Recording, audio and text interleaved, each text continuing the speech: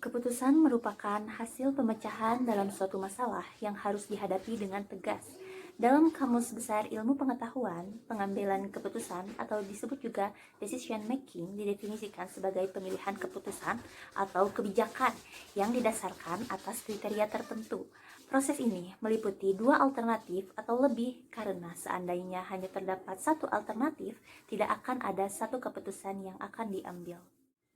Pengambilan keputusan merupakan salah satu bentuk perbuatan berpikir, dan hasil dari suatu perbuatan itu disebut dengan keputusan. Pengambilan keputusan dalam psikologi kognitif difokuskan kepada bagaimana seseorang mengambil keputusan.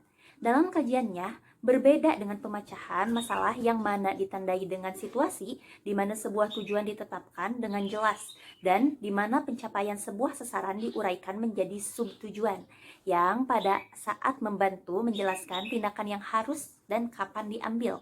Pengambilan keputusan juga berbeda dengan penalaran yang mana ditandai dengan sebuah proses oleh perpindahan seseorang dari apa yang telah mereka ketahui terhadap pengetahuan lebih lanjut. Berdasarkan beberapa definisi tersebut, maka dapat ditarik kesimpulan bahwa pengambilan keputusan atau disebut juga decision making merupakan suatu proses pemikiran dari pemilihan alternatif yang akan dihasilkan mengenai prediksi ke depan. Ada 5 dasar pengambilan keputusan. Yang pertama intuisi, kedua pengalaman, ketiga fakta, keempat wewenang, dan kelima rasional.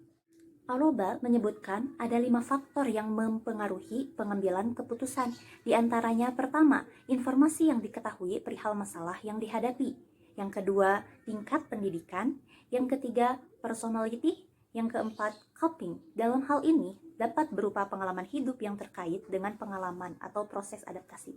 Dan yang terakhir, kelima adalah culture, yaitu kebudayaan.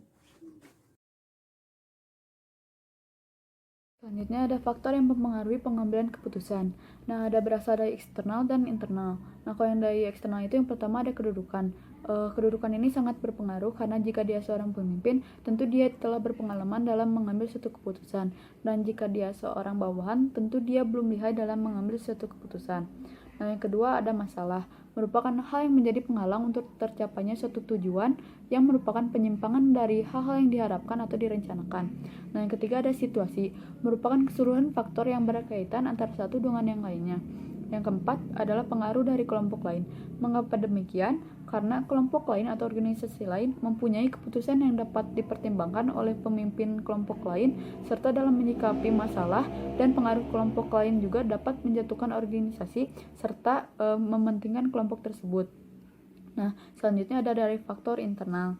Nah, faktor internal yang pertama adalah kepribadian. Tentu kepribadian setiap orang itu berbeda-beda. Nah, tapi yang dibutuhkan dalam hal ini yaitu ketegasan dan kebijaksanaan dalam mengambil suatu keputusan.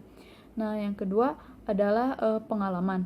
Nah, tentu semakin dia sering mengambil suatu keputusan, maka semakin berani juga dia mengambil keputusan selanjutnya.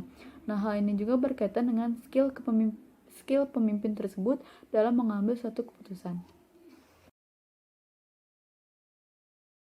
Saya di sini akan menerangkan mengenai definisi kebijakan publik. Kebijakan publik adalah kebijakan pemerintah yang bersifat mempengaruhi suatu negara atau negara bagian yang bersifat keseluruhan. Menurut Anderson dalam Public Policy Making 1984, beliau mengatakan bahwa kebijakan publik adalah kebijakan yang dikembangkan oleh badan pemerintahan atau pejabat-pejabat negara. Tujuan dari kebijakan publik itu sendiri yaitu kebijakan pemerintah yang memiliki visi sebagai pesejahtera rakyat. Dalam pembuatan kebijakan publik itu memiliki 5 tahapan. Yang pertama itu adalah perumusan masalahnya dulu. Jadi mereka meninjau secara langsung kepada masyarakat apa masalah yang terjadi di masyarakat. Setelah itu baru mereka melakukan tahap kedua, yaitu formulasi atau memformulakan apa saja permasalahannya dan apa pikiran-pikiran yang bisa dijadikan sebagai kebijakan publik. Yang ketiga yaitu pengesahan kebijakan publik itu tersendiri, kemudian uji coba kebijakan publik itu tersendiri. setelah diuji coba, setelah disahkan, mereka masuk ke tahapan kelima, yaitu tahapan publishing, atau kebijakan publik itu dibuka secara umum kepada masyarakat sehingga masyarakat dapat melakukannya atau menerima dari kebijakan publik tersebut. Yang kelima yaitu koreksi, yaitu mengecek apa saja kekurangan atau kelemahan dari kebijakan-kebijakan yang telah dikeluarkan sebelumnya. Sifat-sifat kebijakan publik. Menurut Agus Winarno, sifat kebijakan publik bisa diperinci menjadi beberapa kategori. Yang pertama adalah tuntutan kebijakan. Tuntutan kebijakan adalah tuntutan yang dibuat oleh aktor-aktor swasta atau pemerintah yang ditujukan untuk pejabat-pejabat pemerintah atau sistem politik. Nah, yang kedua adalah keputusan kebijakan. Keputusan kebijakan adalah keputusan yang dibuat oleh pejabat-pejabat pemerintah yang mengesahkan atau memberi arah dan substansi kepada tindakan-tindakan kebijakan publik. Nah, yang termasuk ke dalam keputusan publik ini yaitu menetapkan undang-undang, memberikan perintah-perintah eksekutif atau pernyataan-pernyataan resmi. Yang ketiga adalah pernyataan kebijakan.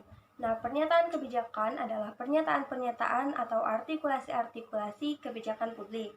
Nah, yang termasuk ke dalam kategori ini adalah undang-undang legislatif, pemerintah-pemerintah, dan dekret presiden. Nah, yang keempat adalah hasil kebijakan.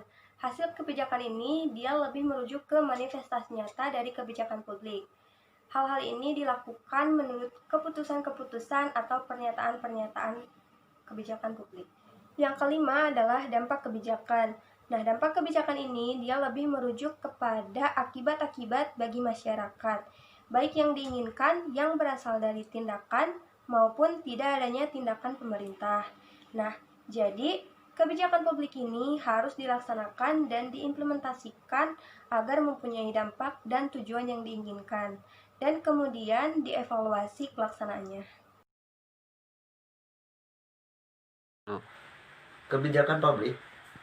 Mengenai kebijakan publik, menurut Lester dan Stewart ada dua model kebijakan publik yang baik. Yang pertama model elitis dan yang kedua model pluralis. Model elitis, menurut model elitis, kebijakan publik merupakan produk elit sekelompok individu yang memiliki kekuasaan yang merefleksikan nilai-nilai mereka untuk kepentingannya dirinya sendiri. Jadi model elitis adalah merupakan adanya sekelompok orang yang punya tujuan tertentu. Nah, salah satu untuk merefleksikan nilai-nilainya itu melalui kebijakan-kebijakan. Dalam kebijakan-kebijakan itu pasti adanya kepentingan-kepentingan dari tiap individu maupun kelompok. Utamanya model elitis, yaitu atau sekelompok orang atau individu yang mempunyai kepentingan itu sendiri. Nah, model pluralis ini lebih terhadap subsistem yang ada di tatanan pemerintah. Jadi untuk memperkuat adanya kebijakan publik itu dari sekelompok orang diperkuat dengan adanya model pluralis, yaitu melalui subsistem yang ada di pemerintah, sehingga untuk menghasilkan kebijakan publik yang ada dan ada kepentingan dari kelompok atau individu itu sendiri. Nah, kesimpulan yang dapat kami tarik dari materi yang telah kami jelaskan sebelumnya yaitu dalam menentukan suatu kebijakan publik tentunya dilakukan terlebih dahulu pengambilan keputusan. Nah, pengambilan keputusan ini merupakan suatu proses alternatif yang akan dihasilkan mengenai prediksi ke depan yang didasari oleh intuisi, pengalaman, fakta, wewenang, dan rasional. Nah, faktor yang mempengaruhinya itu juga terdapat dari internal dan eksternal.